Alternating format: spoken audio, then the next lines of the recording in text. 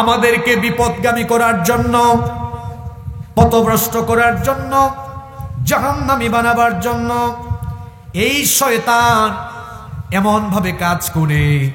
আর তাকে এমন অলৌকিক, এমন বিশেষ ক্ষমতা দেওয়া হয়েছে, সে মানুষের শিরায় শিরায় রক্তনালীতে ঢুকে তারপরে মানুষকে ওয়াসওয়াসা দিতে পারে। বুখারী এবং মুসলিম শরীফের হাদিস, আল্লাহর নবী বলেছেন, ফাইন্নাশ শাইতানা ইয়াজরি মিন আহাদিকুম মাজরাদ দাম। আল্লাহর নবী বলেছেন, নিশ্চয়ই শয়তান মানুষের শিরায় শিরায়, মানুষের রক্তনালীতে ঢুকে তারপরে সে ওয়াসওয়াসা প্রদান করতে পারে। এমনকি শয়তানের এমন ক্ষমতা, সে সূরত ধারণ করতে পারে, বিভিন্ন সময়ে বিভিন্ন সূরত ধারণ করে তারপরে মানুষকে ধোঁকা দেয়। নেক সূরতেও সে আসে। শয়তান একজন ছাড়া আর যে কারো সূরত সে ধারণ করতে পারে, কেবলমাত্র একজন মহামানবের সূরত সে ধারণ করতে পারে না। আর যার সূরত, যার আকৃতি সে ধারণ করতে পারে না, তিনি আর কেউ নন, আখেরি নবী, আখেরি পয়গাম্বর, রাহমাতাল লিল আলামিন, আমাদের কলিজার টুকরা নবী মুহাম্মাদুর রাসূলুল্লাহ সাল্লাল্লাহু। আল্লাহর নবী বলেছেন, এটিও বুখারী এবং মুসলিম শরীফের হাদিস, আল্লাহর নবী বলেছেন, ওয়া মান রাআনি ফিল মানামি ফাকাদ রাআনি। যে ব্যক্তি ঘুমন্ত অবস্থায় আমাকে স্বপ্নে দেখলো, সে অবশ্যই আমাকে আমার আসল সূরতে দেখলো। কারণ হলো ফাইন্নাশ শাইতানা লা ইয়াতামাসসালু ফি সূরাতি। শয়তান সবার সূরত ধারণ করতে পারলেও আল্লাহর নবী বলেছেন, শয়তান আমার সূরত কখনো ধারণ করতে পারে না। আল্লাহু আকবার। আল্লাহ সেই নবীকে স্বপ্ন যুগে আমাদের সাথে দিদার তুমি নসিব করে দিও, বলেন আমিন। আপনারা নবীজিকে দেখতে চান তো? আল্লাহর নবীকে যেই ব্যক্তি দেখবে, ওই ব্যক্তির জন্য আল্লাহর জাহান্নাম হারাম হয়ে যাবে। আল্লাহু আকবার। আল্লাহ সেই নবীর দিদার তুমি আমাদেরকে নসিব করে দিও, জোরে বলেন আমিন। শয়তানের ক্ষমতার কথা বলছিলাম, সে যে কারো সূরত ধারণ করতে পারে। আমার তো দুইটা ঘটনা মনে পড়ে গেল, ঘটনা বলবো। সে যে সূরত ধারণ করতে পারে, দুইটা ঘটনা বলি, কোরআনের ঘটনা। আমাদের জাতির পিতা, বলেন তো দেখি জাতির পিতা কে? আমাদের দেশে তো জোর করে জাতির পিতা বানানোর জন্য চেষ্টা চালানো হয়, জোর করে জাতির পিতা হওয়া যায় না। জাতির পিতা যিনি বানিয়েছেন তিনি কে? আল্লাহ তাআলা বলছেন, মিল্লাতা আবিকুম ইব্রাহিম। তোমাদের জাতির পিতা, তোমাদের মিল্লাতের পিতা হলেন ইব্রাহিম। তাকে জাতির পিতা যিনি বানিয়েছেন, গলার আওয়াজ বড় করে বলেন তিনি কে? এর কাছ থেকে আল্লাহ অনেকগুলো পরীক্ষা নিয়েছিলেন। যতগুলো পরীক্ষা আল্লাহ তার থেকে নিয়েছিলেন, সবগুলো পরীক্ষায় তিনি উত্তীর্ণ হয়েছিলেন। সুবহানাল্লাহ। আল্লাহ তাকে স্বপ্নে দেখালেন তিনি যেন তার সন্তানকে জবাই করছেন। তিনি যখন তার সন্তানকে জবাই করার জন্য প্রস্তুতি নিয়ে বের হলেন, এমন সময় ইবলিস মানুষের সূরত ধারণ করে তারপরে আমাদের জাতির পিতাকে এসে বলল, ইব্রাহিম, ৮৬ বছর পর্যন্ত আপনার সন্তান ছিল না। সন্তান হওয়ার পরে আল্লাহর আদেশে আপনি আপনার নবজাতক শিশু আর প্রিয়তমা স্ত্রী হাজেরাকে মক্কায় নিয়ে নির্বাসনে রেখে দিলেন। এই ছেলেটি যখন যৌবনে পদার্পণ করলো, এখন আবার তোমাকে কুরবানি করার জন্য বলা হচ্ছে। আহারে, কুরবানি না করেও তো তুমি অন্য কোন সুযোগ আল্লাহর কাছ থেকে নিতে পারতে। জাতির পিতা ইব্রাহিম আলাইহিস সালাম বুঝে ফেললেন এটা মানুষের সূরত ধারণ করলেও এটা হলো নেক সূরতে ইবলিসের ধোঁকা। তিনি তখন পাথর হাতে নিয়ে ইবলিসের দিকে পাথর ছুঁড়ে মারলেন ৭ বার। জোরে বলেন কয়বার?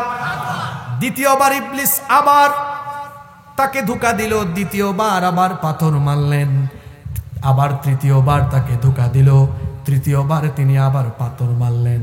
আল্লাহ তাআলার কাছে জাতির পিতার এই কাজটা এত পছন্দ হলো, কিয়ামত পর্যন্ত জাতির পিতার এই সন্তানেরা যেন কিয়ামত পর্যন্ত জাতির পিতার অনুসরণে এই কাজটা করে।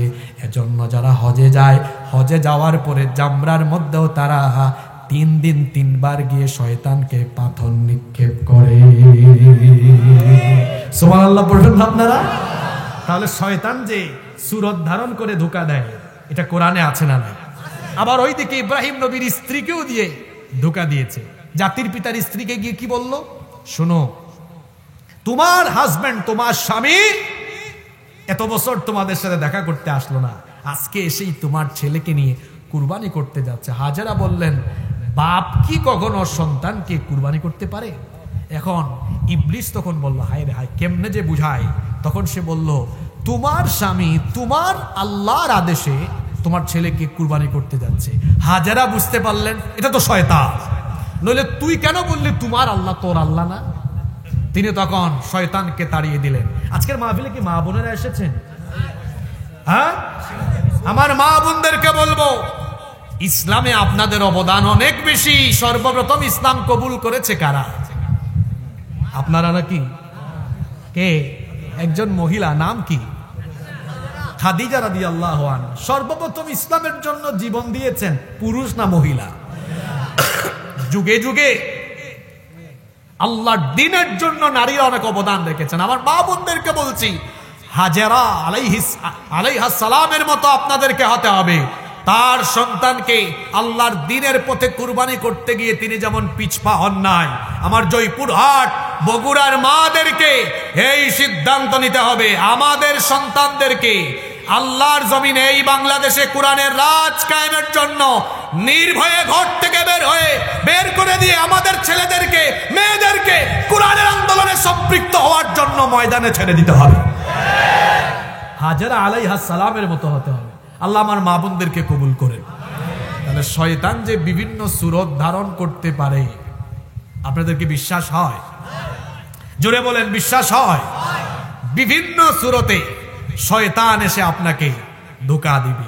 এমনকি শয়তান পজিটিভ ওয়েতে নেক সূরতেও এসে আপনাকে ধোঁকা দিতে পারে। নেক সূরতে শয়তান ধোঁকা দেয়। যুবক ভাইয়েরা কি আছেন না ঘুমিয়ে গিয়েছেন? একটা মেয়েকে দেখেছে, দেখেন শয়তানের পজিটিভ ধোঁকা। কয়, তুমি বিবাহের উদ্দেশ্যে একটু প্রেম করে ফেলে। বিবাহের উদ্দেশ্যে প্রেম করে ফেলো। এখন আপনারা আমাকে বলেন, প্রেম কি বিবাহের আগে না বিবাহের পরে? আমার জয়পুরহাটের যুবক ভাইয়েরা কোথায়? প্রেম ভালোবাসা বিবাহের আগে না বিবাহের পরে? শয়তান নেক্সট সুরতে কি ধোঁকা দিল?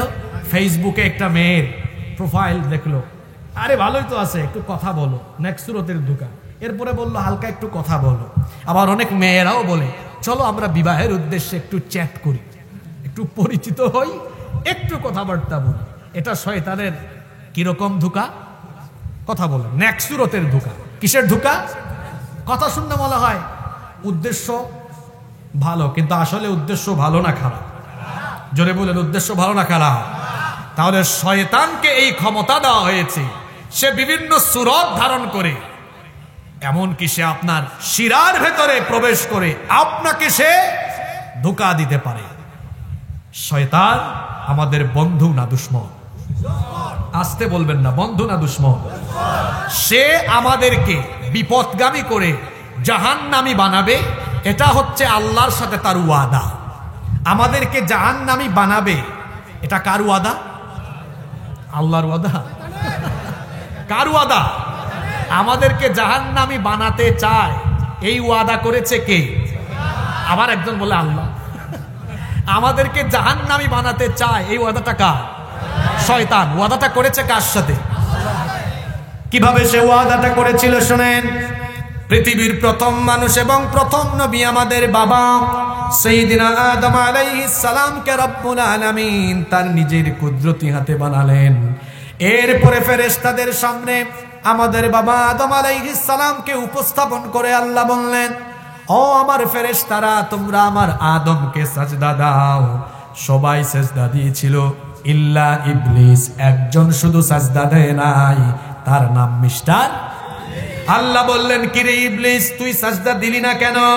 ইবলিস তখন কি বলল শোনেন, কোরআনে কারীমের 17 নম্বর সূরা, সূরা বনী ইসরাঈলের 61 নম্বর আয়াত।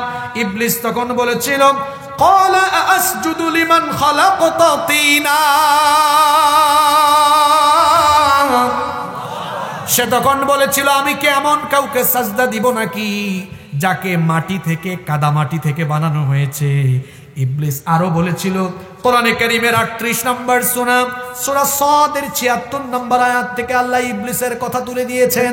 সে তখন আল্লাহ তাআলাকে বলল, ক্বালা আনা খায়রুম মিনহু খালাকতানি মিন নারিন ওয়া খালাকতাহু মিন তিন। সে তখন বলেছিল, আমাকে আপনি আগুন থেকে বানিয়েছেন আর তাকে আপনি কাদামাটি থেকে বানিয়েছেন। আনা খায়রুম মিন, আমি তার চাইতে উত্তম, কেন আমি তাকে সাজদা করব? ইবলিস অহংকার করলো। ইবলিস যখন অহংকার করলো, আল্লাহর আদেশ অমান্য করলো, তখন আল্লাহ তাআলা তাকে বললেন, ক্বালা ফাখরুজ মিনহা ফাইন্নাকা রাজিম। আল্লাহ বললেন, তুই এখান থেকে বের হয়ে যা, তুই আজকে থেকে আমার জান্নাত থেকে বিতাড়িত হয়ে গেলি। আল্লাহ তাকে আরো বললেন, ওয়া ইন্না আলাইকা লানাতি ইলা ইয়াউমিদ্দিন, তোর উপরে বিচার দিবস পর্যন্ত আমার লানত। ইবলিস তখন বলল, হে আল্লাহ, তুমি আমাকে জান্নাত থেকে বের করে দিচ্ছ, কিন্তু তোমার কাছে আমার একটা আবেদন আছে। আল্লাহ তখন বললেন, কি আবেদন বল? ইবলিস তখন বলল, ক্বালা রাব্বি ফাআনযিরনি ইলা ইয়াউমি ইউবাসুন, ডে অফ রিজারেকশন, পুনরুত্থান দিবস পর্যন্ত তুমি আমাকে সুযোগ দাও, অবকাশ দাও, হায়াত দাও। আল্লাহ তাআলা তখন বললেন, ফাইন্নাকা মিনাল মুনযারিন, ঠিক আছে যা, তোকে আমি একেবারে কিয়ামত দিবস পর্যন্ত অবকাশ দিয়ে দিলাম। ইলা ইয়াউমিল ওয়াক্তিল মা'লুম, ইলা ইয়াউমিল ওয়াক্তিল মা'লুম, নির্দিষ্ট সময় পর্যন্ত তোকে আমি সুযোগ দিয়ে দিলাম। ইবলিস এই সুযোগ পেয়ে তখন বলল, ক্বালা ফাবিইজ্জাতিকা লাউগওয়িয়ান্নাহুম আজমাইন, তোমার ইজ্জতের কসম, যে মানুষের কারণে তুমি আমাকে জান্নাত থেকে বের করে দিয়েছ, এই মানুষগুলোকে পথভ্রষ্ট করা, এটা হবে আজ থেকে আমার প্রধান এবং প্রথম কাজ।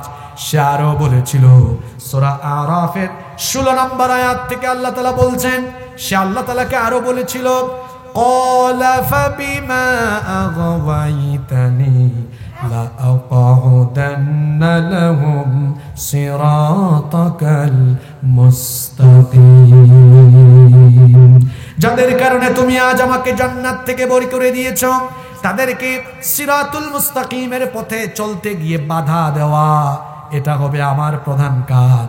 কিভাবে আমি এই মানুষগুলোর উপরে আমার সর্বনাশী হামলা চালাবো, সেটার তাফসীর সে করে দিল। সে বলল, সুম্মা লাআতিয়ান্নাহুম মিন বাইনি আইদিহিম ওয়া মিন খালফিহিম ওয়া আন আইমানিহিম ওয়া আন শামাইলিহিম ওয়া লা তাজিদু আকসারাহুম শাকিরিন। সে বলল, এই মানুষগুলোকে আমি সামন দিক থেকে, পিছন দিক থেকে, ডান দিক থেকে, বাম দিক থেকে আমার সর্বনাশী, আগ্রাসী, প্রতারণার জাল বিস্তার করে এদেরকে জাহান্নামী বানানো, এটাই হবে আমার প্রধান এবং প্রথম কাজ। ও আল্লাহ, আমি তোমার সাথে এই ওয়াদা করলাম যে আদমের কারণে তুমি আমাকে জান্নাত থেকে বের করে দিলে, এই আদম এবং আদমের সন্তানগুলোকে জাহান্নামী বানানো, এটা হবে আমার কাজ, এটা হলো তোমার সাথে আমার ওয়াদা। তাহলে আমাদেরকে জাহান্নামী বানানো, এটা কার ওয়াদা? আস্তে বলবেন না, জোরে বলেন, কার ওয়াদা? এজন্য আল্লাহ তাআলা কোরআনে কারীমে আমাদেরকে জানিয়েছেন, ইয়া আইয়ুহাল্লাযীনা আমানু, হে ঈমানদারেরা, আমরা ঈমানদার না বেঈমান?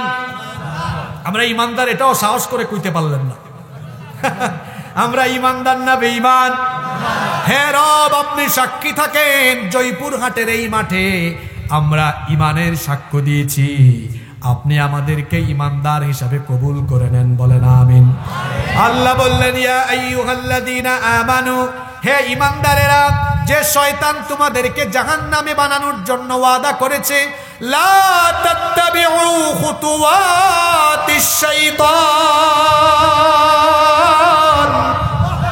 সেই শয়তানের পথ, শয়তানের তরিকা তোমরা অনুসরণ করো না। তার কারণ হলো ইন্নাহু লাকুম আদুম্মুম মুবিন, নিশ্চয়ই সে তোমাদের প্রকাশ্য এবং বড় দুশমন, বড় শত্রু। আমাদের সবচেয়ে বড় দুশমনের নাম কি? জোরে বলেন, সবচেয়ে বড় শয়তানের নাম কি? আপনারা এমন একটা আলোচনা শুনবেন যেটা সচরাচর শুনেন না। এটা আজকেই বিকেলবেলা আমি পড়াশোনা করে ভাবলাম যে বর্তমান সময় উপযোগী কিছু কথা বলা দরকার। এই বিকেলবেলায় আল্লাহর কালাম পড়ে পড়ে মানুষের উপরে শয়তান কেমন প্রভাব বিস্তার করে, এই আয়াতগুলো খুঁজে বের করে করে, এই হাদিসগুলো খুঁজে বের করে করে আজকে নিয়ে এসেছি আপনাদের সামনে উপস্থাপন করার জন্য। আপনারা মনোযোগী হয়ে শুনবেন তো। শয়তান ওয়াদা করেছে আমাদেরকে জাহান্নামী বানাবে। কার ওয়াদা? আল্লাহ ওয়াদা করেছেন যারা শয়তানকে মোকাবেলা করে আমার গোলামি করবে, আমার ওয়াদা আমি তাদেরকে জান্নাত দান করব। তাহলে আল্লাহরও একটা ওয়াদা আছে, শয়তানেরও একটা ওয়াদা আছে। আল্লাহ ওয়াদা পূরণ করবেন, শয়তানও তার ওয়াদা পূরণ করবে। শয়তান তার ওয়াদা পূরণ করবে, অর্থাৎ শয়তান কিছু মানুষকে তার গোলাম বানাবে। এখন আমরা কি সেই কাতারে পড়ে যাই কিনা সতর্ক থাকতে হবে। আমরা শয়তানের গোলাম হতে চাই না আল্লাহর গোলাম হতে চাই? আল্লাহর গোলাম হতে হলে শয়তান থেকে আমাদেরকে সতর্ক হতে হবে। কিভাবে শয়তান আমাদেরকে ধোঁকা দেয় আমরা আজকে আল্লাহর কোরআন থেকে জানবো। শয়তানের চক্রান্ত কেমন হয়, শয়তানের চক্রান্ত কেমন হয়, বেশ কয়েকটি পয়েন্ট আজকে আল্লাহর কোরআন থেকে তুলে ধরবো। নাম্বার 1, আউয়ালান, 1 নাম্বার, শয়তানের প্রথম চক্রান্ত হলো ওয়াসওয়াসা দিয়ে, ধোঁকা দিয়ে মানুষকে সোজা পথ থেকে বিপদগামী করা। যার সূচনা করেছিল একেবারে জান্নাত থেকে বের হয়েই আদম আলাইহিস সালাম এবং আমাদের মা হাওয়া আলাইহিস সালাম, দুজনকেই শয়তান কি দিয়েছে? ওয়াসওয়াসা। কি দিয়েছে? আল্লাহ কোরআনে বলেছেন ফাওয়াসওয়াসা লাহুমাশ শাইতান। আল্লাহ আদম আলাইহিস সালামকে বললেন, ইবলিসকে তো জান্নাত থেকে বের করে দিলেন, এরপরে বললেন ইয়া আদম উসকুন আনতা ওয়া যাওজুকাল জান্নাতা ওয়া কুলা মিনহা মিন হাইযু রাগাদান শি'তুমা ওয়া লা তাকরাবা হাযিহিশ শাজারাতা ফাতাকুনা মিনাল যালিমিন। আদম, তুমি আর তোমার স্ত্রী আমার জান্নাতের ভেতরে আনন্দের সাথে বসবাস করো। সুবহানাল্লাহ। ইবলিস কয় রাখো, আনন্দ বাইর করতেছি। ফাওয়াসওয়াসা লাহুমাশ শাইতানু, শয়তান উভয়কে ধোঁকা দিয়ে ওই নিষিদ্ধ গাছের কাছে নিয়ে গেল। শয়তান বলল, আল্লাহ কেন ওই গাছের কাছে যেতে তোমাদেরকে নিষেধ করেছেন জানো? এজন্য নিষেধ করেছেন, ওখানে গেলে তোমরা জান্নাতে চিরস্থায়ী হয়ে যাবে। ধোঁকা দিয়া ওই গাছের কাছে নিয়ে গেল, ফল ভক্ষণ করালো। তাহলে ইবলিস যে ওয়াদা করেছিল আমি মানুষকে বিপদগামী করব, প্রথম অ্যাকশন দিয়েছে প্রথম মানুষকে। কথা বুঝেন নাই? তাহলে সে তার দায়িত্বকে প্রথম থেকে শুরু করে নাই? জোরে বলেন, শুরু করে নাই? এখন আপনাদের কথা হতে পারে, হুজুর তাহলে আমাদের উপর কখন থেকে শুরু হয়? আমাদের উপরে জন্ম থেকেই শুরু হয়, মৃত্যু পর্যন্ত চলে। নাম্বার 2, শুনেন কিভাবে জন্মের সময় ইবলিস এসে কুতা মারে। জন্মের পরেই ইবলিস এসে কি মারে? কুতা বুঝেন না, খোঁচা বুঝেন? খোঁচা বুঝেন? জন্মের পরেই তার খোঁচা আরম্ভ হয়। কিভাবে আরম্ভ হয় আপনাদেরকে বলি। বলেন তো, মায়ের পেট থেকে বের হয়ে প্রত্যেকটি সন্তান হাসে না কাঁদে? জোরে বলেন, হাসে না কাঁদে? এখন মায়ের পেট থেকে বের হয়ে কেন সন্তান কাঁদে, কেন একটা চিৎকার মারে? তার কারণ হলো আল্লাহর নবী বলেছেন, এটি বুখারী শরীফের হাদিস। হাদিস বর্ণনাকারী সাহাবী হচ্ছেন সাইয়্যিদুল মুহাদ্দিসিন আবু হুরায়রা রাদিয়াল্লাহু আনহু। তিনি বলছেন আমি আল্লাহর রাসূলকে বলতে শুনেছি, আল্লাহর নবী বলেছেন মা মিন বানি আদম মাউলুদুন ইল্লা ইয়ামাসসুহু শাইতানু হিনা ইউলাদ। আল্লাহর নবী বলেছেন এমন কোন বনি আদম নাই, এমন কোন মানব সন্তান নাই যে জন্মের সময় শয়তানের খোঁচা খায় না। অর্থাৎ প্রত্যেকটি সন্তান জন্মের সময় শয়তান তাকে গুতা মারে, খোঁচা মারে। শয়তান যখন তাকে গুতা মারে, খোঁচা মারে, তখন ওই সন্তান কষ্ট পেয়ে কি করে শুনেন, ফায়াস্তাকিল্লু সারিখাম মিম্মাসিশ শাইতানি গায়রা মারইয়াম ওয়াবনাহা। শুধুমাত্র মারিয়াম এবং তার ছেলে, মারিয়ামের ছেলের নাম হচ্ছে ঈসা। আল্লাহর নবী বলেছেন এই দুইজন ছাড়া সবাইকেই শয়তান গুতা মেরেছিল এবং মারবে। এজন্য সন্তানরা এই গুতাকে চিৎকার দিয়ে কাঁদে। তাহলে শয়তানের অ্যাকশন আমাদের জন্মেই পরেই শুরু হয় কি হয় না? কেন আল্লাহ তাআলা মারিয়াম এবং তার ছেলে ঈসা আলাইহিস সালামকে শয়তান থেকে হেফাজত করেছেন? আল্লাহ তাআলা সূরা আলে ইমরানের 36 নম্বর আয়াতের মধ্যে বলছেন ওয়া ইন্নী উঈযুহা বিকা ওয়া যুররিয়াতাহা মিনাশ শাইতানির রাজীম। আর আমি মারিয়াম এবং তার বংশধরদেরকে, তার ছেলেকে বিতাড়িত মর্দুদ অভিশপ্ত শয়তান থেকে আশ্রয় দিয়েছি। সুবহানাল্লাহ পড়েন। তাহলে শয়তানের খুঁচাখুচি, শয়তানের আক্রমণ, শয়তানের চক্রান্ত আরম্ভ হয় কখন? আমাদের জন্ম হয় যখন। তার আক্রমণও শুরু হয়, শেষ হয় কখন? জোরে বলেন। চিন্তা করেছেন এটা কেমন শয়তান? এমনকি এখানেও এসে ডিস্টার্ব করতেছে। কিরকম? কুরআন শুনলে তো আপনি হেদায়েতে আসতে পারেন, সে গুতাইতেছে, এখান উঠোস না কেন, তাড়াতাড়ি যা, বাইর হইয়া যা। কিংবা মনোযোগ আলোচনা থেকে ডানে নেই কিছুক্ষণ, বামে নেই কিছুক্ষণ। কারণ কুরআন শুনলে শয়তানের মজা লাগে, আনন্দ লাগে না খারাপ লাগে? আজকের এই মাহফিলে আমরা শয়তানকে আনন্দ দিব না শয়তানকে মজা বুঝাই দিব? মজা বুঝাইতে হলে আমাদেরকে কি করতে হবে? মনোযোগ কথার বাহিরে, আলোচনার বাহিরে নেওয়া যাবে। চাচা শয়তানকে মজা দিবেন নিও? ও চাচা এটা বলিও না। চাচা দাঁড়াইছেন, মাঝে মাঝে দাঁড়ানোর দরকার আছে। চাচা যা অন্য ফাটি না, অন্য ফাটি, কথা বুঝেন নাই? আল্লাহ কবুল করেন। জন্ম থেকে শুরু হলো। তারপর কি করে? নম্বর 3 নম্বর পয়েন্ট, শয়তান আল্লাহর একটা আদেশ অমান্য করেছে। কয়টা আদেশ? আদেশটা কিসের ছিল? সিজদা। এখন মানুষকে আল্লাহ বানিয়েছেন গোলামের জন্য, আর গোলামের সবচেয়ে উৎকৃষ্ট নমুনা পাওয়া যায় কোথায়? এই নামাজে, সাজদায়। শয়তান যেহেতু সাজদার কারণে জান্নাত থেকে বের হয়েছিল, শয়তান চায় একটা মানুষের জন্য আল্লাহকে সাজদা না দেয়। এই জন্য শয়তান মানুষকে নামাজ থেকে দূরে রাখতে চায়। নামাজ থেকে দূরে রাখার জন্য শয়তান কেমন চক্রান্ত করে শুনেন। আল্লাহ নবী বলেছেন শয়তান সবচাইতে বেশি কান্নাকাটি করে তখন মানুষ নামাজে গিয়ে আল্লাহকে সাজদা দেয় যখন। কথা বুঝে থাকলে বলেন, শয়তান সবচাইতে বেশি কান্নাকাটি করে কখন?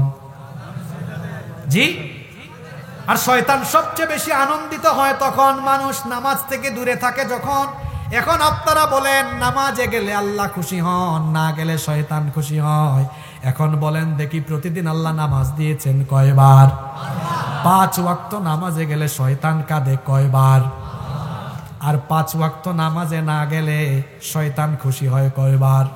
এখন বলেন তো আমরা আল্লাহকে খুশি করব না শয়তানকে খুশি করব? জোরে বলেন কারে? আজ থেকে শয়তানকে প্রতিদিন কান্দায়া ছাড়বো। 5 ওয়াক্ত নামাজের 1 ওয়াক্ত ছাড়বো না।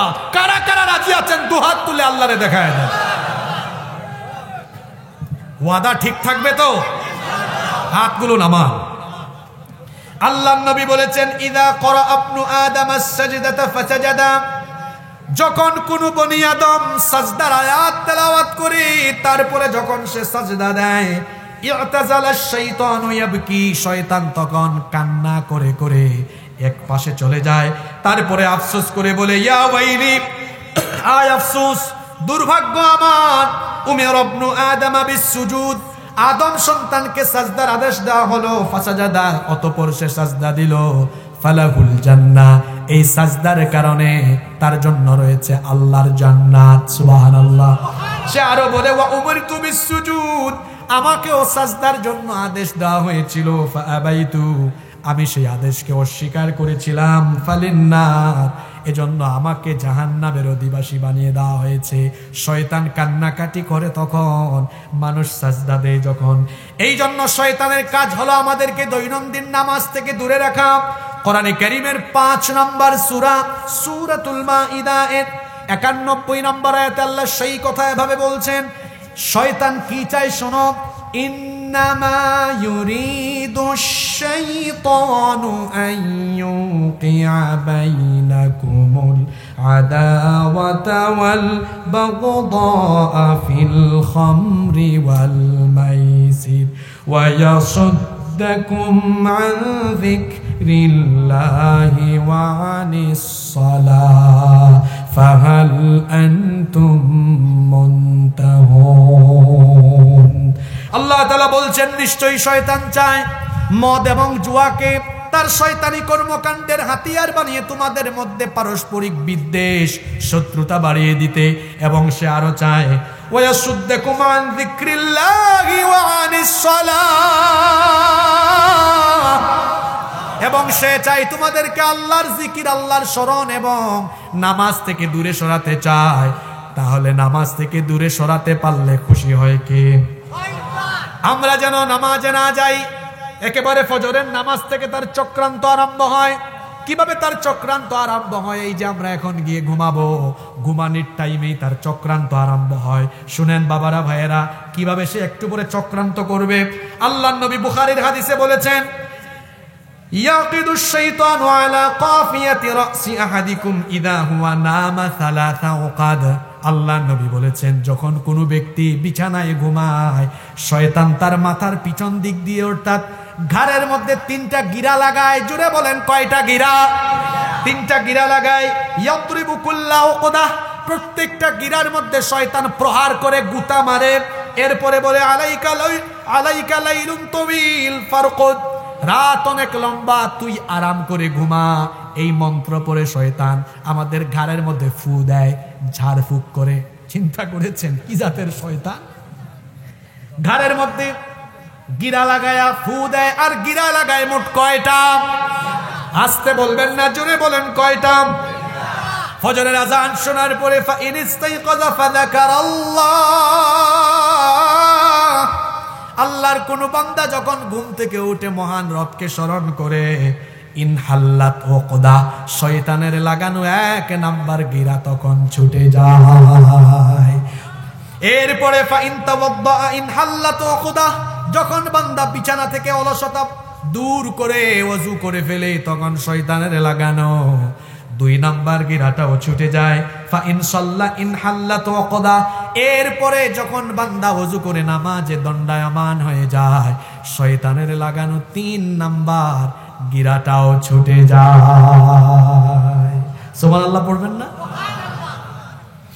আল্লাহর নবী বলেছেন, ফাসবাহা নাশীতান তাইয়িবান নাফস, সুতরাং যে ব্যক্তি ফজরের নামাজ আদায় করে দিন আরম্ভ করলো, সে ব্যক্তি পবিত্র অন্তর এবং প্রশান্ত মন নিয়ে দিন আরম্ভ করলো।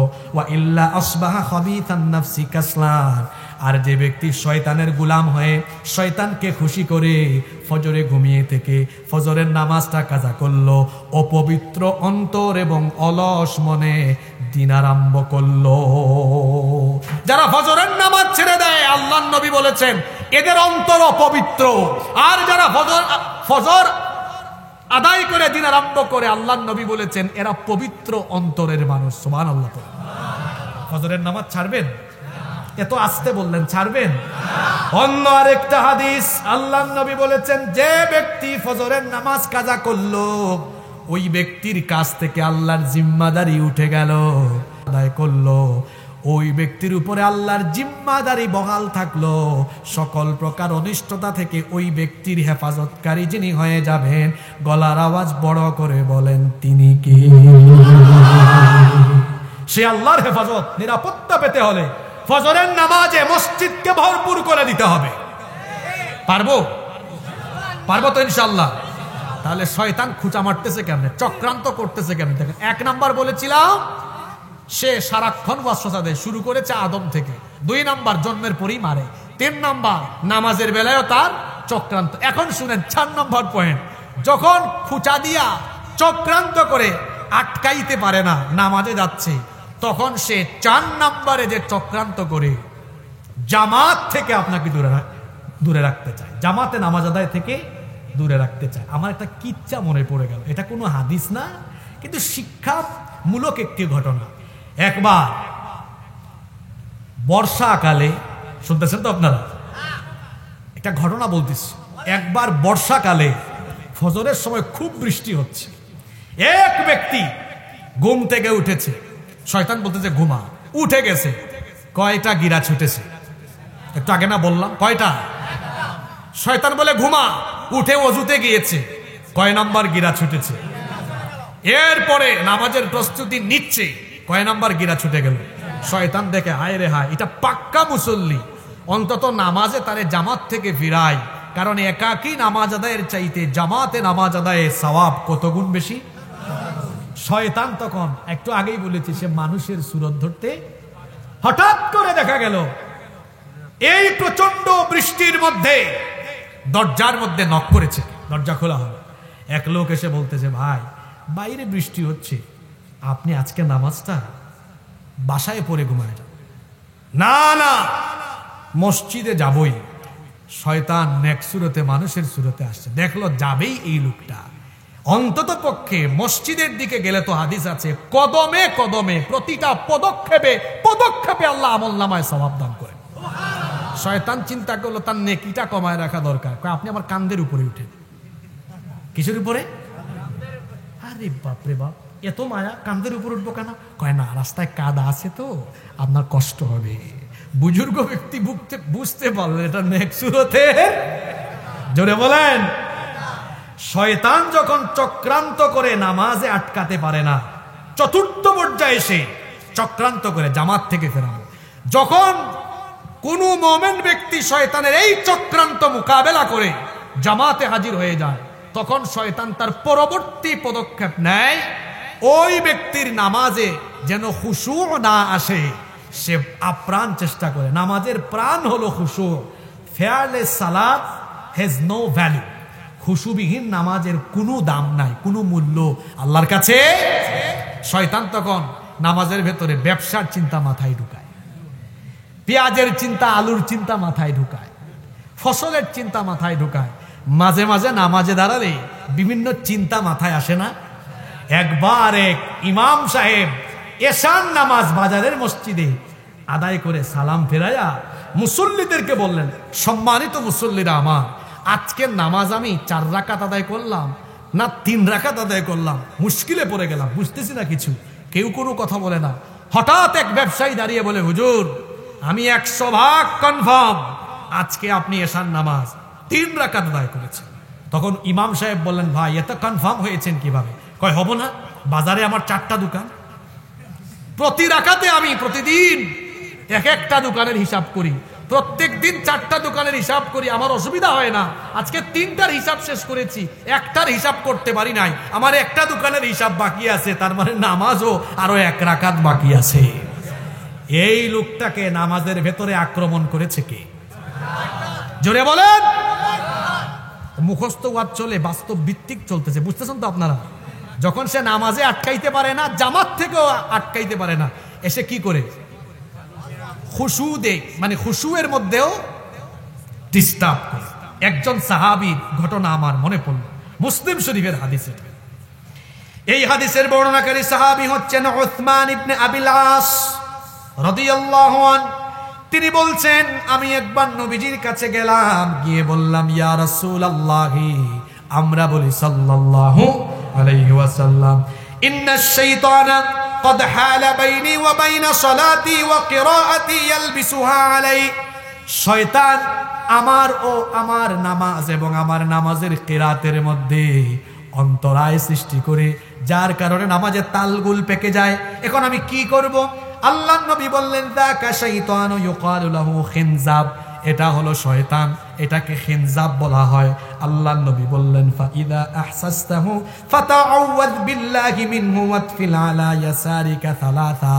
যদি নামাজের মধ্যে তুমি শয়তানের ওয়াসওয়াসা অনুভব করতে পারো, তখন তুমি শয়তান থেকে আশ্রয়ের জন্য তোমার বাম দিকে 3 বার থুতু ফেলো। এই আমলটা শিখে যান। মা বোনরাও শুনেন, শয়তানের ওয়াসওয়াসা অনুভব করলে আল্লাহর নবী আমল শিখিয়েছেন, বাম দিকে কয়বার থুতু ফেলো। আবার থুতু ফেলাই মসজিদ ভরাই ফেলিয়েন না, হালকা করে। এই সাহাবী উসমান ইবনে আবিল আস রাদিয়াল্লাহু আনহুমা তিনি বলছেন, আল্লাহর নবীর প্রেসক্রিপশন শুনে আমি যখন এই আমল করা আরম্ভ করলাম, আমার জীবনে আর কোনোদিন নামাজের ভেতরে শয়তান আমাকে ওয়াসওয়াসা দিতে পারে না। শয়তানের চক্রান্ত 5 নম্বর, এই শয়তান চায় আমাদের মধ্যে ফিতনা ফাসাদ লাগিয়ে, আমাদের মধ্যে আত্মীয়তার বন্ধনকে ছিন্ন করে দিতে। কারণ ভাইয়ে ভাইয়ে ঝগড়া লাগলে খুশি হয় কে? আপনাদের এলাকায় ভাইয়ে ভাইয়ে ঝগড়া নাই, ভাই বোনে ঝগড়া নাই, বড় ভাই ছোট ভাইদের সম্পদ মাইরা খায় ফেলছে, এরকম নাই তো? বড় ভাই ছোট ভাইদের পৈতৃক সম্পদ ছোট ভাইদেরকে না জানিয়ে বিক্রি করে ফেলেছে, এমন মানুষ জয়পুরহাটে নাই। এরপরে ভাইয়ে ভাইয়ে ক্ল্যাশ, ভাইয়ে ভাইয়ে ঝগড়া, ভাইয়ে বোনে ঝগড়া, স্বামী স্ত্রীতে ঝগড়া। এটা যদি লাগাতে পারে তাহলে শয়তান খুশি হয়ে যায়। শয়তান কি হয়ে যায়?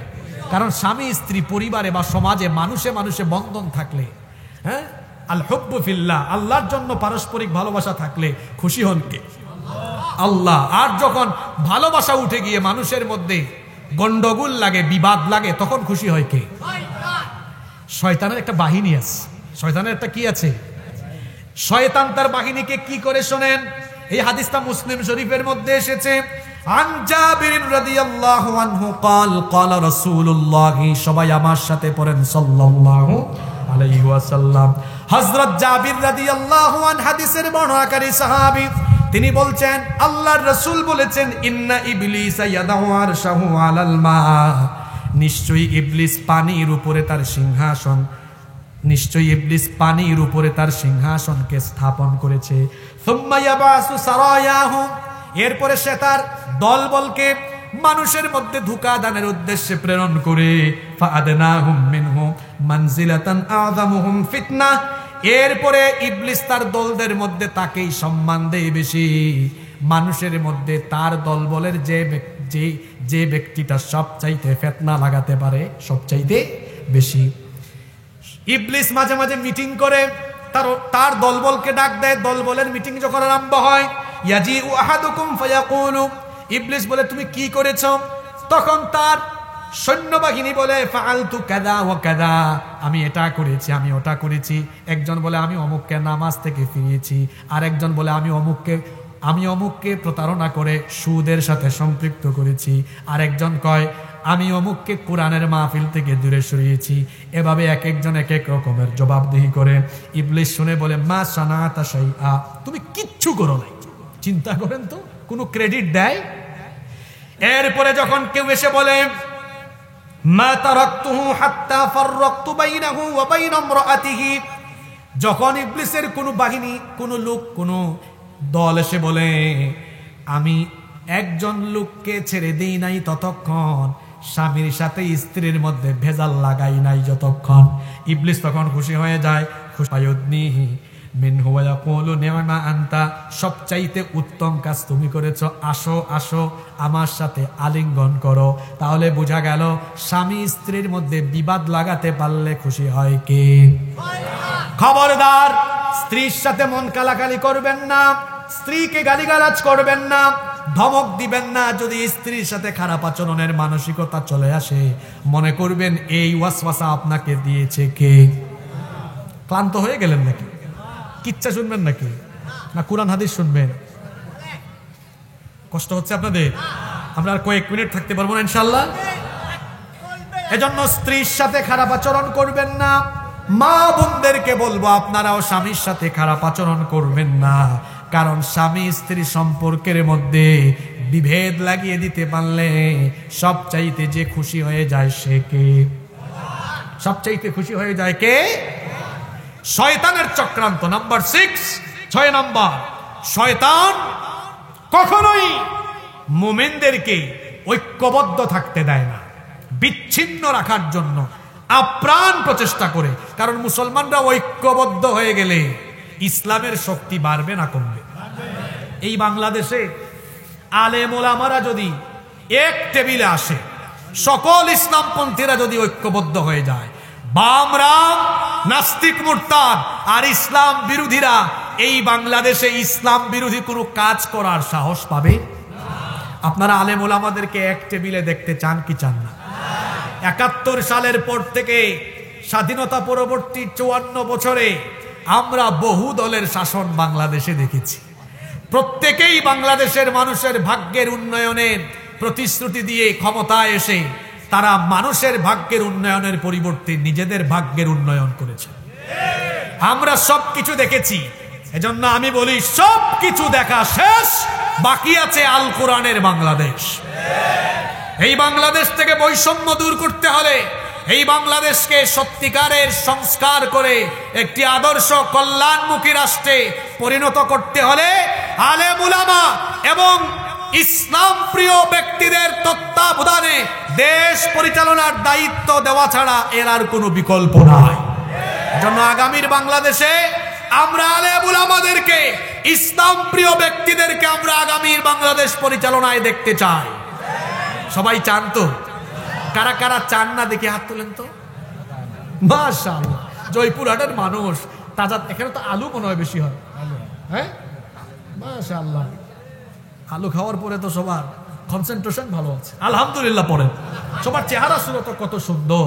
কেন আপনাদের চেহারা সুরত সুন্দর হবে না? তাজা তাজা শাকসবজি, তাজা তাজা সবকিছু ফরমালিন মুক্ত খান আপনারা। কি সুন্দর চেহারা, কত মায়াবী চেহারা।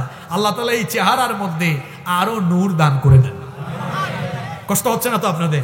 আমি অনেক দূর থেকে এসেছি, আপনারা আমাকে আর কিছুক্ষণ সহযোগিতা করবেন তো? আমার গুরুত্বপূর্ণ কিছু কথা রয়ে গেছে। তাহলে শয়তান আমাদেরকে এক থাকতে দিবে? জোরে বলতে হবে, এক থাকতে দিবে?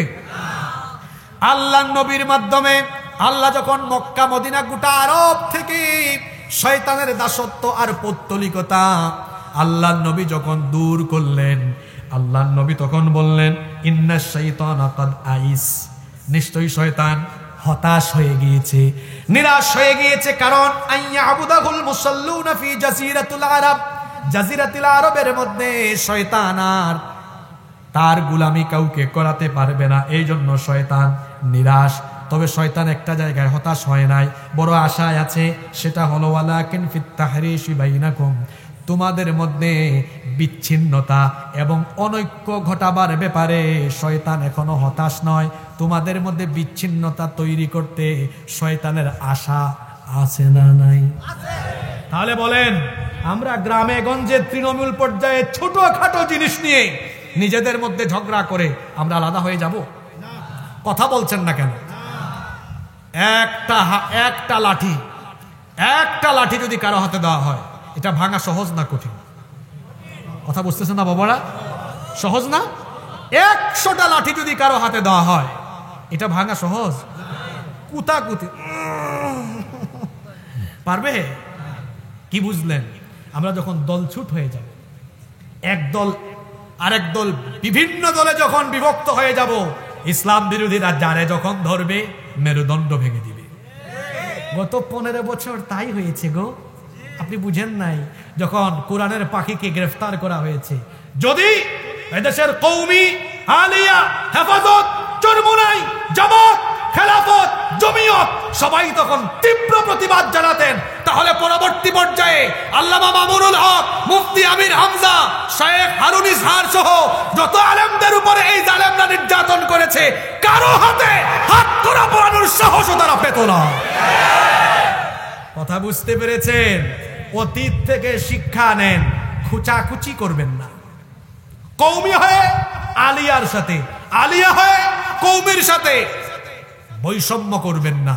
আসুন আমরা সবাই মিলে, যারাই আমরা আলেম, যারাই আমরা মুসলমান, প্রত্যেকেই আমরা নিজেদের মধ্যকার মাঝখানে যে অনৈক্যের প্রাচীর আছে সেটাকে ভেঙে চুরে টুকরা টুকরা করে দিয়ে সবাই আমরা আল্লাহর দ্বীনের খাতিরে ঐক্যবদ্ধ হয়ে যাব ইনশাআল্লাহ। আল্লাহ আমাদেরকে ঐক্যবদ্ধ করে দেন। তাহলে এই পয়েন্ট থেকে আমরা জানলাম শয়তানের 6 নম্বর চক্রান্ত, সে মুসলমানদেরকে এক থাকতে দেয়। দেখেন আজ এই জুলাই আগস্ট বিপ্লবের পরে আজকে কয় তারিখ? 2 তারিখ, তো 2 মাস হতে চলেছে। এখনো ইসলামী দলগুলো একত্রিত হইতে পারে? আওয়ামী লীগ তার ক্ষমতার জন্য 14 দল নিয়ে জোট করতে পারে, বিএনপি ক্ষমতার জন্য 20 দল নিয়ে জোট করতে পারে। আফসোস লাগে আমাদের ইসলামী দল আর আলেম উলামাদের দিকে তাকালে আমাদের আফসোস লাগে। আওয়ামী লীগ বিএনপি যদি তারা তাদের নিজেদের আদর্শের জন্য 20 দল 14 দল নিয়ে জোট করতে পারে, নিজেদের মধ্যকার সামান্য বিভেদ দূরীভূত করে আল্লাহর জমিনে আল্লাহর দ্বীন কায়েমের জন্য আপনারা বুঝি সবাই মিলে ঐক্যবদ্ধ হতে পারেন না? এটা বড় লজ্জার বিষয়। বাংলাদেশের মানুষ সকল দলের সকল ঘরানার আলেমদেরকে এক টেবিলে দেখতে চায়। আপনারা চান কি চান না? আর কত ঠেলাঠেলি করব? আপনারা শুধু এক হয়ে দেখেন, এদেশের মানুষ চক্ষু বন্ধ করে বাংলাদেশের রাষ্ট্রীয় ক্ষমতা আলেমদের হাতে তুলে দিন। আলেমরা কি চুরি করে, দুর্নীতি করে, ডাকাতি করে? তাহলে আলেমদেরকে শুধু মসজিদ মাদ্রাসা আর ওয়াজের মঞ্চে দরকার না সংসদেও দরকার? আমি আপনাদেরকে একটা উদাহরণ দেই। বাংলাদেশে 68,000 গ্রাম আছে। মনে করেন আজ রাতে 68,000 গ্রামে 68,000 বক্তা মিলে মানুষকে বুঝাইতেছে কোরআন হাদিস দিয়ে, ভাই গো আপনারা সুদ খাইয়েন না, ভাই গো আপনারা ঘুষ খাইয়েন না, ভাই গো বউয়ের উপর নির্যাতন কইরেন না। আপনারা বলেন তো এই ওয়াজ শুনে সবাইকে হেদায়েতে চলে আসবে?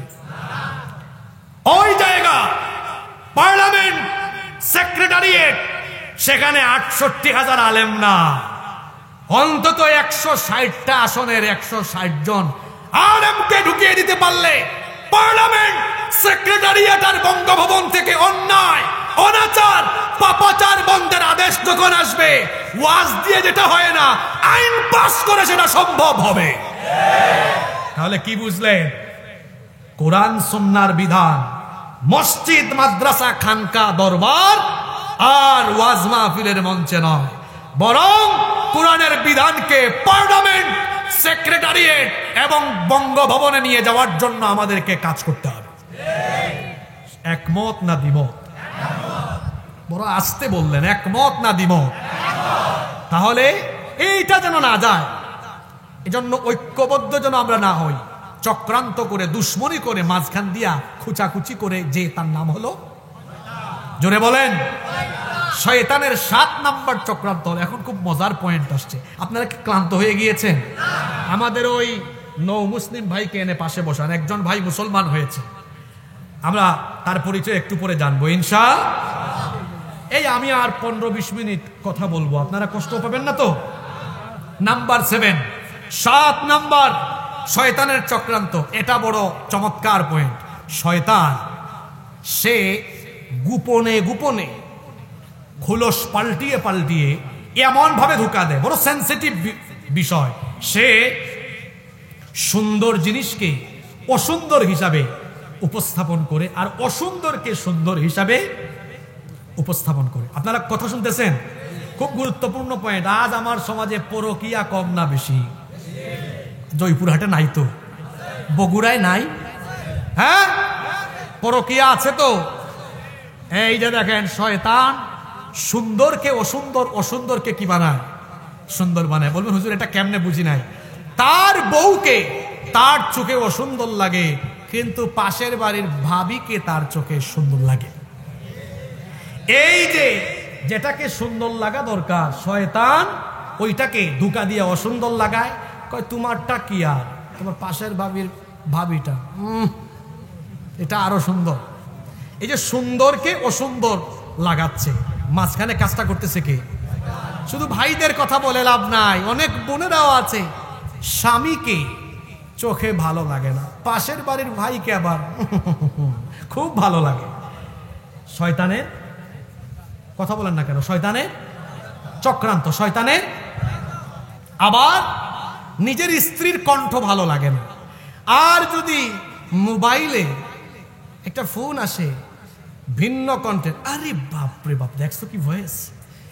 নিজের বউয়ের কণ্ঠ ভালো লাগে না, পাঁচছিড়া বাজারে ব্যবসা করে কাপড়ের দোকান, যখন কোনো আপু আসে, আপু আপনি এত সুন্দর করে কথা বলেন। আপনাদের পাঁচছিড়ায়, বগুড়ায়, জয়পুরহাটে তো এগুলা নাই। সুন্দরকে অসুন্দর, অসুন্দরকে মাঝখানে, এই চক্রান্তটা কে করছে? আপনাকে ভাবছেন আমি বানায় বলতেছি? এই কাজটা করবে শয়তান। সে ওয়াদা করেছিল কার সাথে? আসেন এটা কোথায় আছে? কোরআনে কারীমের 15 নম্বর সূরা, সূরাতুল হিজরের 39 নম্বর আয়াত, আল্লাহ তাআলা বলছেন, ক্বালা রাব্বি বিমা আগাওয়াইতানি লাউযায়্যিনান্না লাহুম ফিল আরদি ওয়া লাউগওয়িয়ান্নাহুম আজমাইন। শয়তান জান্নাত থেকে বিতাড়িত হয়ে বলেছিল, হে রব, তুমি আমাকে জান্নাত থেকে বের করে দিয়েছো, পথ হারা করে দিয়েছো। এখন আমি জমিনের অধিবাসী, মানুষদের কাছে গুনাহের কাজগুলোকে, মানুষের কাছে আমি গুনাহের কাজগুলোকে শুভনীয় হিসাবে সুন্দর করে তুলে ধরবো। গুনাহের কাজকে তার চোখের সামনে সুন্দর বানাবো, ভালো কাজকে চোখের সামনে অসুন্দর বানাবো। আজকে দেখেন, নিজের বউকে সুন্দর লাগার কথা, কিন্তু শয়তান চক্রান্ত করে বউকে লাগায় অসুন্দর, পাশের বাড়ির ভাবিকে লাগায়। জোরে বলেন। তাহলে শয়তান কি তার ওয়াদা পালনে মরিয়া হয়ে কাজ করে না? কথা বলছেন না কেন? করে না। শুধু তাই নয়, নেক কাজকে শয়তান যেমন আমাদের চোখে খারাপ বানায়, তেমনি খারাপ কাজকে ভালো বানায়। যেমন ব্রু প্লাক করে অনেক নারীরা, আছে না নাই? বলেন আছে না? এখন ব্রু প্লাক করা ইসলামে সুন্দর না অসুন্দর? আর শয়তান বলে না না, এটা একটু প্লাক করো, তাহলে তোমাকে কি লাগবে? অনেকে শরীরের মধ্যে উল্কি আঁকে, ট্যাটু আঁকে, এটা ইসলামে সুন্দর না অসুন্দর? এ যুবক ভাইয়েরা, যুবকের মতো আওয়াজ দাও। অনেকে ট্যাটু আঁকে না, উল্কি আঁকে না, এটা ইসলামে সুন্দর না অসুন্দর? আর শয়তানের কাছে আবার অনেকে ওই যে এটাকে কি বলে, প্লাস্টিক সার্জারি করে আল্লাহর সৃষ্টির মধ্যে পরিবর্তন ঘটায়। আল্লাহ বলছেন, লানাতুল্লাহ ওয়া ক্বালা লাআত্তাখিযান্না মিন ইবাদিকা নাসীবাম মাফরুদা। কোরআনে কারীমের 4 নম্বর সূরা, সূরা নিসা এর 118 নম্বর আয়াত, আল্লাহ বলছেন, আল্লাহ তাকে অর্থাৎ শয়তানকে লানত দিয়েছেন, কারণ সে বলে, আমি তোমার বান্দাদের একটি অংশকে আমার অনুসারী বানাবো। আমি কি করব তাদেরকে? ওয়ালা উদিল্লান্নাহুম ওয়ালা উমান্নিয়ান্নাহুম ওয়ালা আমুরান্নাহুম ফালা يبتكن آذان الأنعام ولا آمرنهم فلا يغيرن خلق الله। আল্লাহ তাআলা বলছেন, সে বলে, অবশ্যই আমি তাদেরকে গুমরাহ করব, মিথ্যা আশ্বাস দিব, এবং আমি তাদেরকে আদেশ দিয়ে পশুর কান ছিদ্র করাবো। এমনকি আমি তাদেরকে আদেশ দিয়ে পথভ্রষ্ট করে আমি তোমার সৃষ্টির মধ্যে, আল্লাহর সৃষ্টির মধ্যে পরিবর্তন ঘটাবো। আল্লাহ তাআলা এত সুন্দর ব্রু দিয়েছেন, কিছু নারীরা সেই ব্রু প্লাক করে আল্লাহর এই সৃষ্টিকে বিকৃত করে ফেলে। তাহলে বলেন তো, যে সকল নারীরা ব্রু প্লাক করে এরা কার অনুসারী? আরো জোরে বলেন, কার অনুসারী? খবরদার মায়েরা, বোনেরা, শয়তানের ওয়াদা ছিল সে আপনাকে ধোঁকা দিয়ে চক্রান্ত করে আল্লাহর সুন্দর সৃষ্টির মধ্যে বিকৃতি ঘটাবে। তাহলে এই আয়াত অনুযায়ী বলেন তো, যারা শরীরের মধ্যে ট্যাটু আঁকে, উল্কি অঙ্কন করে, এরা কার অনুসারী? আসতে বলবেন না, জুড়ে বলেন, কার অনুসারী? আল্লাহ তাআলা বলছেন, এই শয়তানকে যারা নিজেদের বন্ধু বানায়, ওয়া মান ইয়াত্তাখিদিশ শাইতানা ওয়ালিয়্যাম মিন দুনিল্লাহি ফাকাদ খাসিরা খুসরানাম মুবিনা। যে ব্যক্তি আল্লাহকে বাদ দিয়ে শয়তানকে তার বন্ধু বানিয়ে শয়তানের কথা শুনে, সে ব্যক্তি চরমভাবে ক্ষতিগ্রস্ত হবে। শয়তান কিভাবে চক্রান্ত করে? 8 নাম্বার, শয়তান মানুষকে উলঙ্গ করে দিতে চায়। শয়তান নগ্নতা সমাজে ছড়িয়ে দিতে চায়। এজন্য শয়তানের কাজ হলো নারীদের পোশাক ছোট করে দেওয়া। আপনারা আছেন নিকট, এখানে আছেন, অসুবিধা নাই। আমার চাচার আবেগ একটু বেশি, আপনারা হাসেন কেন? হাসেন কেন? উনি বাবার বয়সী মানুষ, হয়তো মনোযোগ খুব বেশি, আর প্রতিটা কথা হয়তো একদম গিয়ে দিলের মধ্যে লাগে। একজন সাহাবীর কথা আমার মনে পড়লো, আব্দুল্লাহ যুলবিজাদাইন। সব সাহাবীরা স্বাভাবিকভাবে কোরআন পড়ে, আর আব্দুল্লাহ যুলবিজাদাইন চিল্লায় চিল্লায় পড়ে, এই চাচার মতো আর কি। সাহাবীরা এসে বলে, আল্লাহ রাসূল আমরা ঘুমাইতে পারি না, রেস্ট করতে পারি না, খুব জুড়ে জুড়ে পড়ে। আল্লাহর নবী বললেন, তাকে জুড়ে জুড়ে চিল্লাইতে দাও, কারণ তার ইমানের জজবা বেশি। ইমান আনতে গিয়ে সে তো কাপড় চুপড়ও আনতে পারে নাই, তার ইমানের দাম আছে। সুবহানাল্লাহ পড়তে ইচ্ছে করে না? এজন্য কারো আবেগকে হাসির পাত্র বানাবেন না। আল্লাহ আমাদেরকে বুঝার তৌফিক দান করে। ডিস্টার্ব হইলে আমার হওয়ার কথা, আমার তো ডিস্টার্ব হয় না, আপনাদের ডিস্টার্ব হয় কেন? আল্লাহ আমার এই চাচাকে ওই আব্দুল্লাহ যুলবিজাদাইনের মতো কবুল করে না। তাহলে শয়তানের 8 নাম্বার চক্রান্ত, সে সমাজের নগ্নতা, সমাজের মধ্যে উলঙ্গপনা ছড়িয়ে দিতে চায়। এখন আমার বাংলাদেশে উলঙ্গপনা কম, জোরে বলে। আমাদের জয়পুরহাটে বগুড়ায় কি সব বোনেরা বুরখা পরে পরে যায়?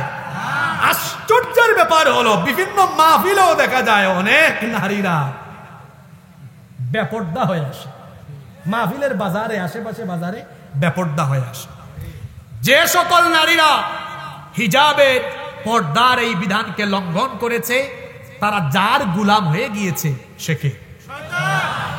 কোরআনুল কারীমের 7 নাম্বার সূরা সূরাতুল আরাফের 26 নাম্বার আয়াত থেকে আল্লাহ বলছেন, ইয়া বনি আদম ক্বাদ আনজালনা আলাইকুম লিবাসান ইউওয়ারি সাওআতিকুম ওয়া রিশা ওয়া লিবাসুত তাকওয়া যালিকা খায়র যালিকা মিন আয়াতিল্লাহি লাআল্লাহুম ইয়াযাক্কারুন। আল্লাহ তাআলা বলছেন, হে আদম সন্তান, আল্লাহ তোমাদের জন্য পোশাক অবতীর্ণ করেছেন, যে যাতে করে সেই পোশাক পরিধান করে তোমরা লজ্জাস্থানকে ঢাকতে পারো, সৌন্দর্য বর্ধন করতে পারো। সবচেয়ে উত্তম পোশাক হলো তাকওয়ার পোশাক, অর্থাৎ সেটা হলো তাকওয়ার পোশাক, যে পোশাক পরিধান করলে পরে আল্লাহর দেওয়া নীতিমালা লঙ্ঘন হয় না, আল্লাহর দেওয়া বিধান পর্দা পালন হয়। আমার সমাজে কিছু বুদ্ধিজীবী বের হয়েছে যারা উলঙ্গপনাকে, নগ্নতাকে সভ্যতা মনে করে। আছে না এরকম? আচ্ছা বলেন তো, পোশাক কম পরলে, খোলামেলা থাকলেই যদি সভ্য হয়ে যেত, তাহলে বনের পশু সবচাইতে বেশি সভ্য। বনের পশু পোশাক পরিধান করে? তাহলে যারা উলঙ্গপনাকে সভ্যতা মনে করে, তারা পশুর চাইতেও নিকৃষ্ট। এমনকি অনেক ভাইয়েরা আছেন, তাদের বউকে পর্দা করান না, নতুন বিয়ে করেছে, বউকে নিয়ে বের, ওগো আজকে বিয়েতে যাচ্ছি, সুন্দর করে সাজগুজ করো। যখন বিয়েতে গিয়েছে, তারপরে জয়পুরহাটে গিয়েছে বিয়েতে, এরপরে ছোট ভাইরা বলতেছে, ভাই ভাবি তো বিয়ে করছেন, ভাবিকে হ্যাপি লাগতেছে। বলে থ্যাংক ইউ থ্যাংক ইউ। কি জাতের ব্যক্তিত্বহীন পুরুষ, মোহরানা দিয়ে বিয়ে করলো সে, আর মজা নেই এলাকার মানুষ। কথা বুঝেন না আপনারা? কয় ভাই ভাবিকে জুস লাগতেছে, ব্যাককল, কার জুস কে খায় রে? এরকম ব্যক্তিত্বহীন পুরুষ জয়পুরহাটে, বগুড়ায় নাই তো? এদের ব্যক্তিত্ব আছে। আরো কিছু পুরুষ আছে, এরা বউ দিয়ে ব্যবসা করে। এটা চাচারা বুঝবেন না, ওই যুবক ভাইরা বুঝবে। এতদিন ছিল ফুড ব্লগ, কাপল ব্লগ, এতদিন ছিল ট্রাভেল ব্লগ, ফুড ব্লগ, এখন শুরু হয়েছে কি ব্লগ? এই তো কি ব্লগ? কাপল ব্লগ। হাজবেন্ড ওয়াইফ যা যা করে ব্লগ বানিয়ে সেটা ইউটিউবে, ফেসবুকে ছেড়ে দেয়, সামান্য কয়টা ডলার ইনকামের জন্য। যারা সামান্য কিছু ডলার ইনকামের জন্য বউকে পণ্য বানিয়েছে, এরা পুরুষ নামের কলঙ্ক। আল্লাহ এদেরকে হেদায়াত দান করে। তাহলে শয়তানের কাজ হলো শয়তানের কাজ হলো সমাজে সভ্যতা না অসভ্যতা বাড়ানো। আমরা কি অসভ্যতা সমাজে বৃদ্ধি করব?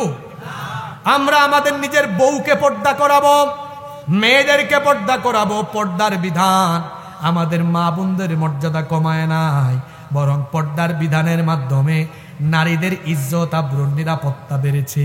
পর্দার কারণে নারীদের সম্মান বাড়িয়ে দিয়েছে দিকে। এজন্য আপনারা আপনাদের মাদেরকে, বোনদেরকে, স্ত্রীকে পর্দা করাবেন। খবরদার মা বোনরা যেন বেপর্দা হয়ে না যায়। যে পুরুষ তার ঘরের মা বোন স্ত্রীকে বেপর্দা বানায়, ওই পুরুষকে আল্লাহর নবী বলেছেন দাইয়ুস।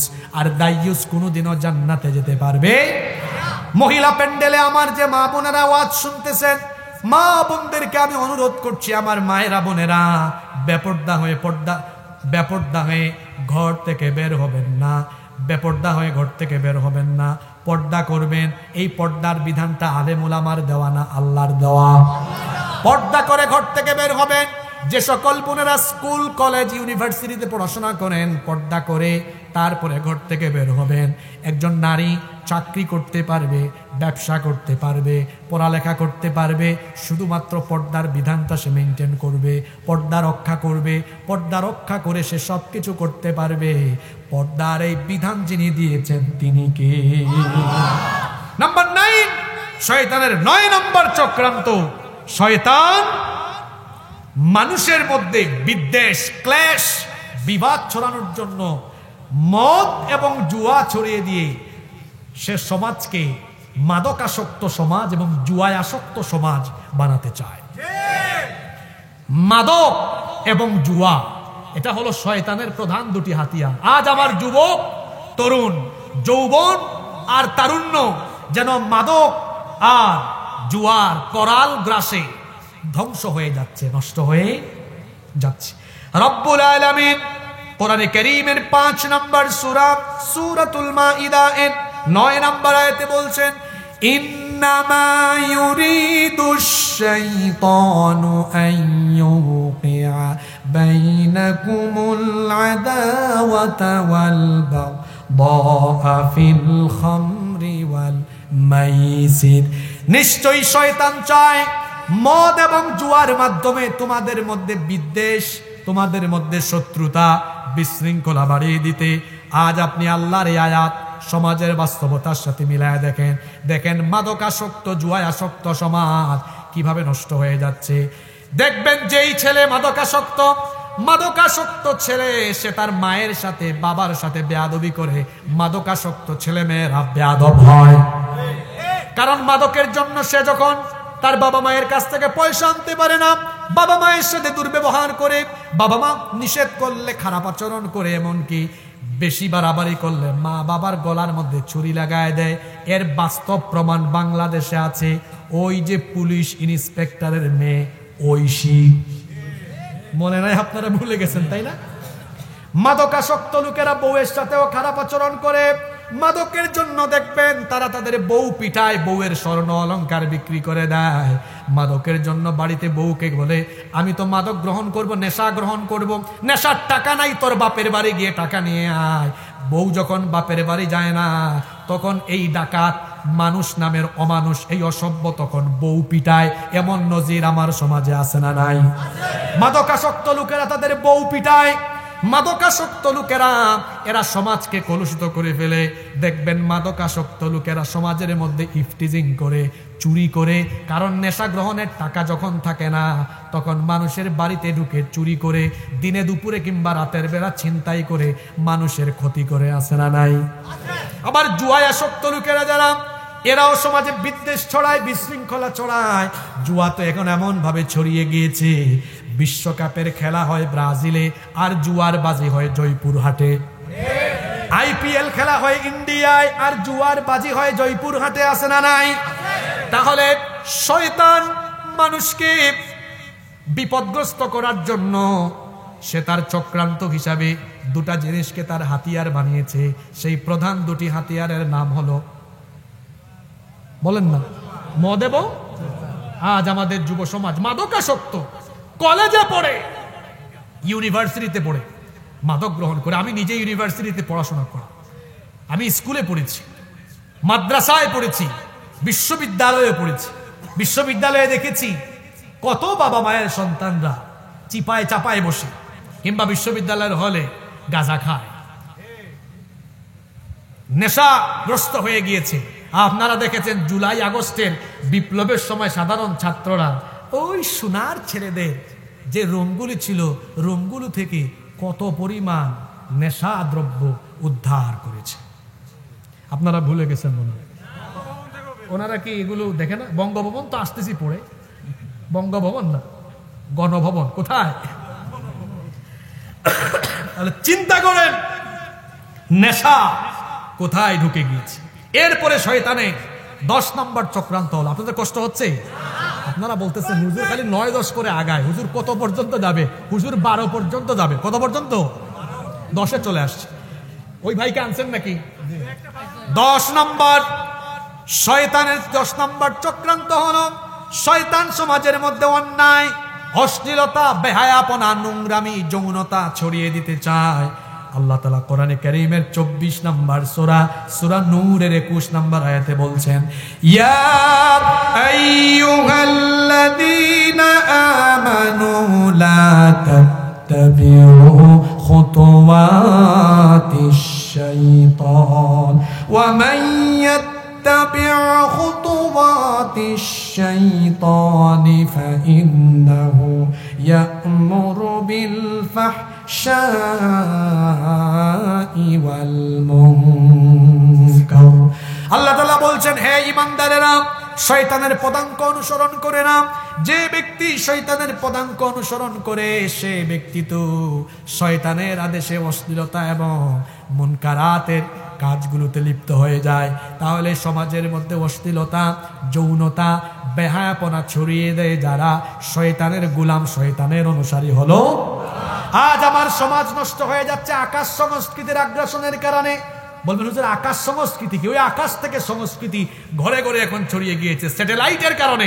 আকাশে স্থাপন করা স্যাটেলাইটের কারণে এখন আপনার ঘরের মধ্যে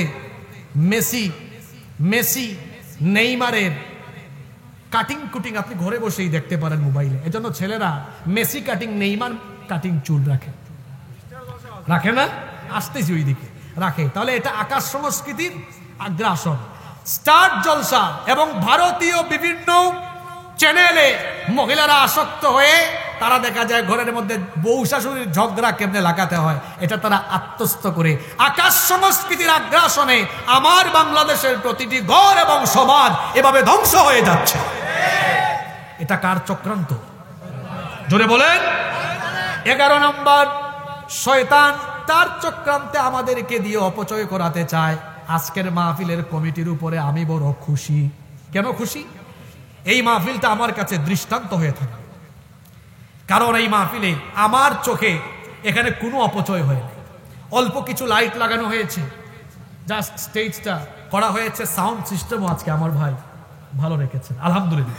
গতকাল তো এক জায়গায় আমার রু বের করে ফেলার উপক্রম করে ফেলেছে। এই মাহফিলে পয়সা দেয় কারা? সাধারণ জনগণ। এই যে বিরাট বড় গেট, তারপরে 1 কিলোমিটার 2 কিলোমিটার সাজসজ্জা, লাইটিং ফাইটিং, এই টাকাগুলো তো এভাবে অপচয় না করে এই টাকাগুলো মাহফিলে এভাবে খরচ করার পরে বাঁচলে মসজিদ, মাদ্রাসা বা সাধারণ মানুষের কল্যাণেও উপকারেও লাগানো যেত কি যেত না? যেমন আজকের মাহফিলে আপনারা যারা দান করেছেন এই টাকাগুলো কোথায় চলে যাবে? এটা মাদ্রাসা, এতিমের কল্যাণে চলে যাবে। আমি আমার ভাই মাওলানা আইয়ুব আলী আনসারী সাহেব সহ মাহফিল কমিটি এবং মাদ্রাসা কর্তৃপক্ষকে ধন্যবাদ জানাতে চাই। আপনারা অপচয়হীন, অপব্যয়হীন একটি মাহফিল উপস্থাপন করে আপনারা দৃষ্টান্ত স্থাপন করেছেন। অনেক জায়গায় দেখা যায় অপচয় আর অপচয়। অপচয় করানো কার কাজ? মাহফিলে অপচয়, মসজিদে পর্যন্ত অপচয়। সারা রাত দেখা যায় আন্দাজে বেহুদাই অনেক লাইট জ্বালায়। রাষ্ট্রীয়ভাবে অপচয় হয়।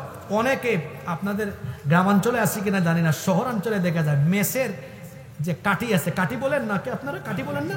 কাঠি খরচ হবে, সরকারি গ্যাসের চুলা বন্ধ করে না, জ্বালায় রাখে। শহরে করে এটা। তারপরে মসজিদের অজুখানায় তো অপচয় আরো বেশি। পানির টেপ ছাড়ছে তো ছাড়ছে, আছে না? অপচয় করানো এটা শয়তানের চক্রান্ত। আল্লাহ তাআলা বলছেন কোরআনে কারীমের 17 নম্বর সূরা, সূরা বনী ইসরাঈলের 26 নম্বর আয়াত, আল্লাহ তাআলা বলছেন ওয়ালা তুবাযযির তাবযীরা ইন্নাল মুবাযযিরিনা কানু ইখওয়ানাশ শায়াতিন ওয়া কানাশ শাইতানু লিরাব্বিহি কাফুরা। আর তোমরা অপচয় করো না, কারণ অপচয়কারী হলো শয়তানের ভাই। মুমিন কখনো অপচয় কিংবা অপব্যয় করতে পারে না, বরং মুমিনের স্বভাব হলো, আল্লাহ তাআলা কোরআনে কারীমের 25 নম্বর সূরা, সূরা ফুরকানের 67 নম্বর আয়াতে বলছেন ওয়াল্লাযীনা ইযা আনফাকু লাম ইউসরিফু ওয়া লাম ইয়াকতুরু ওয়া কানা বাইনা যালিকা কওয়ামা। আল্লাহ বলছেন মুমিন তো তারা অপচয় এবং কৃপণতা অবলম্বন করে না, যারা মুমিন হলো তারা ভারসাম্যপূর্ণ মধ্যম পন্থার জীবন অবলম্বন করে যারা। তাহলে যারা অপচয় অপব্যয়ে লিপ্ত তারা কার খপ্পরে পড়েছে? জোরে বলেন। শেষ ভালো যা সব ভালো। আমি মূল কথাটা আজকে শেষে রাখছি, আরো অনেক আসলে শয়তানের চক্রান্ত নিয়ে আলোচনা করতে হলে একটানা 10-12 দিন ধারাবাহিক তাফসীর মাহফিলের দরকার। কারণ আমি আজকে গবেষণা করে দেখলাম শুধু শয়তানের ব্যাপারে কোরআনে আয়াতই আছে 59টা।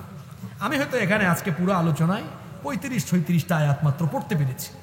সবগুলো বলতে গেলে আর সবগুলো হাদিসকে একত্রিত করে বলতে গেলে এটা ধারাবাহিক একটা মাহফিলের দরকার, নইলে সব বলা সম্ভব। শয়তানের আরো কাজ আছে, যেমন দেখেন আমি একটু 1 মিনিটে দ্রুত বলি। শয়তানের কাজ হলো আপনাকে ডান হাত তুইয়া বাম হাতে খাওয়ানো। বাম হাতে খাওয়ান না মানুষ তো নাই জি। শয়তানের কাজ হলো আপনাকে দাঁড়াইয়া পানি পান করানো। শয়তানের কাজ আরো আছে না, খানার সময় বিসমিল্লাহ না। শয়তানের কাজ হলো আপনাকে বাম কাতে বা উপর করে শুয়ানো। এরকম শয়তানের অনেক কাজ কারবার আছে না। তো বলতে গেলে ধারাবাহিকভাবে কোরআন এবং হাদিস সব একসাথে করে ধারাবাহিকভাবে পয়েন্ট বাই পয়েন্ট বলতে গেলে ধারাবাহিক আলোচনা দরকার। তবে আজকে আমরা সবচাইতে গুরুত্বপূর্ণগুলো একত্রিত করেছি আর সবচেয়ে আসলটা শেষে রেখেছি। শয়তানের চক্রান্ত হলো মানুষকে ইকামতে দ্বীনের বিপরীতে মানবরচিত মতবাদ আন্দোলনে মানুষকে শামিল করে দেওয়া। কথা কি বোঝা যায়? এই শেষ কথাটা বোঝার জন্য ফ্রেশ ব্রেইনের দরকার। জিমানু টিমানু যাদের আসছে চলে যাক, আমরা 3টা তাকবীর দিব। সবাই প্রস্তুত? লিল্লাহি তাকবীর। আলু খাইয়া তো আওয়াজ আলুর মতো হইতো। লিল্লাহি তাকবীর। আপনাদের এলাকায় আলু ঘাটি আছে না? মজার খাবার তো, আমি খাইছি, এটা অনেকবার খাইছি আলু ঘাটি। বগুড়া জয়পুরহাটের আলু ঘাটি এই অঞ্চলে যারা আসবে যদি না খায় তাহলে বিরাট জিনিস মিস করে ফেলবে। তো আলু ঘাটি খুব মজার খাবার। তো আলু ঘাটি যেরকম একটা মজার খাবার, আওয়াজটাও তো একটু এনার্জেটিক হোক, কি বলেন আপনারা? তো শেষ স্লোগানটা 3 নম্বর স্লোগানটা এমন ভাবে হবে এই ময়দান কাঁপবে। প্রস্তুত সবাই? লিল্লাহি তাকবীর। মাশাআল্লাহ, মনোযোগ চলে আসছে না? শয়তান চায় তার চক্রান্ত, তার খপ্পরে ফেলে মানুষকে আল্লাহর দ্বীন কায়েমের আন্দোলনের বিপরীতে মানুষের মতবাদ প্রতিষ্ঠার আন্দোলনে শামিল করাতে। কথা বুঝতেছে? যারা ঈমানদার তারা জানমাল খরচ করবে কার পথে? কোরআনুল কারীমের 4 নম্বর সূরা, সূরা নিসাএর 76 নম্বর আয়াত, আল্লাহ তাআলা বলছেন আল্লাযীনা আমানু ইউকাতিলুনা ফি সাবিলিল্লাহ।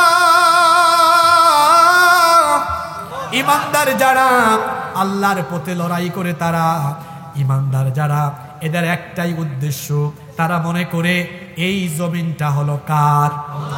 এই জমিনে বিধান আইন চলবে কার? আল্লাহর জমিনে আল্লাহর বিধান বাস্তবায়নের লক্ষ্যে তারা জান মাল খরচ করে, শরীরের শক্তি সামর্থ্য এবং মাল তারা সেই পথেই ব্যবহার করে, খরচ করে। অন্যদিকের বিপরীতে আছে যারা ওয়াল্লাযীনা কাফারু ইউকাতিলুনা ফি সাবিলিত তাগুত।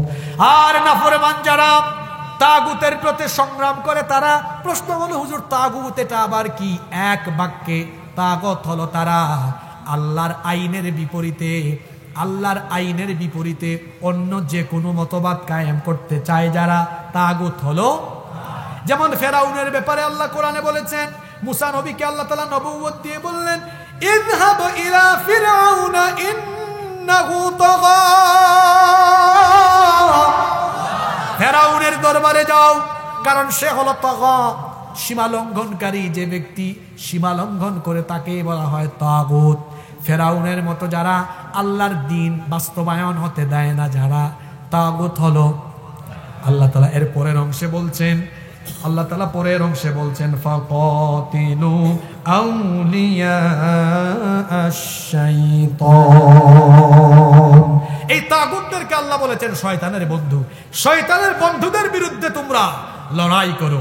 তাহলে আল্লাহর দ্বীনের বিপরীতে অবস্থান নেয় যারা, তাগুত হলো তারা। আর তাগুত যারা শয়তানের অনুসারী, শয়তানের বন্ধু হলো। এক বাক্যে জবাব দেন, যতদিন বেঁচে থাকবেন আল্লাহর জমিনে আল্লাহর কোরআনের বিধান বাস্তবায়নের বিপরীতে অন্য কোন দল মত কিংবা অন্য কোন তথাকথিত নেতার সামনে পিছনে চামচামি করবেন না। যুবক ভাইয়েরা, এই যৌবন আর তারুণ্য কেন দেওয়া হয়েছে? আপনার যৌবন আর তারুণ্যের শক্তিকে ব্যবহার করে অনেক লোক তার স্বার্থ হাসিল করছে।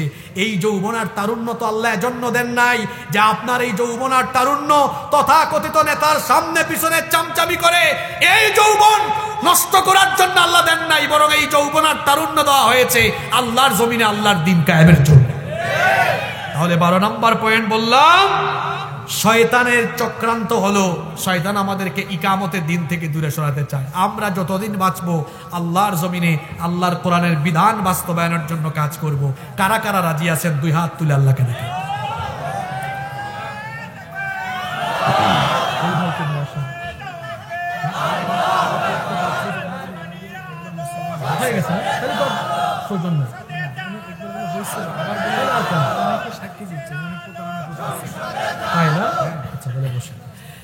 তাহলে আমরা আজকে শয়তানের চক্রান্ত জানলাম। শয়তানের এই চক্রান্ত থেকে বাঁচতে হলে আমাদেরকে কি করতে হবে? আল্লাহর ভয় অন্তরে ঢুকিয়ে আল্লাহর আনুগত্যের পথে এবং রাসূল করিম সাল্লাল্লাহু আলাইহি ওয়াসাল্লামের অনুসরণে জীবন চালাতে হবে। রাজি আছেন সবাই? কোরআন আছে যেখানে আমরা আছি, নবীর সুন্নত আছে যেখানে আমরা আছি। আল্লাহ আমাদেরকে কবুল করেন।